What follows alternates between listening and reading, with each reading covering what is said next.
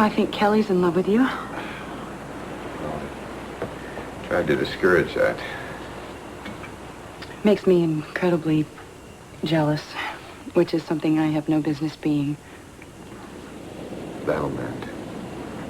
You were very close. No, we weren't actually very close. I mean, Kelly's not really like me. I sort of made her to be like me.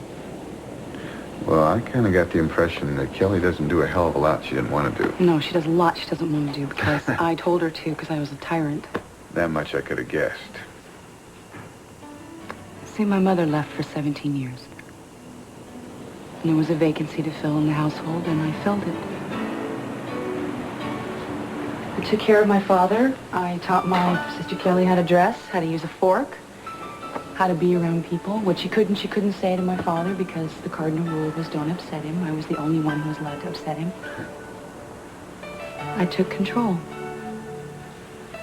So if she hates me, I'm sure it's about something like that. I think she'd be a different person today if people had been more sensitive to the things that she liked. She liked, telling stories and making puppets and everything that I thought was incredibly childish.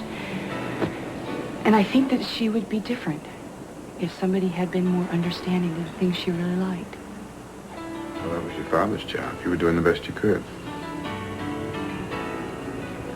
When did your mother come back? 5 years ago.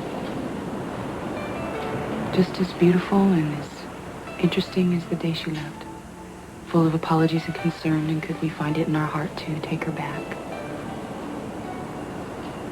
But you see, I'd done all these things wrong. With Kelly, with myself, with a lot of things. Because nobody'd been there to teach me any better. I didn't know how to accept her in my life. I mean, I hated her so much for coming back. I really thought we would have been better off if she were dead.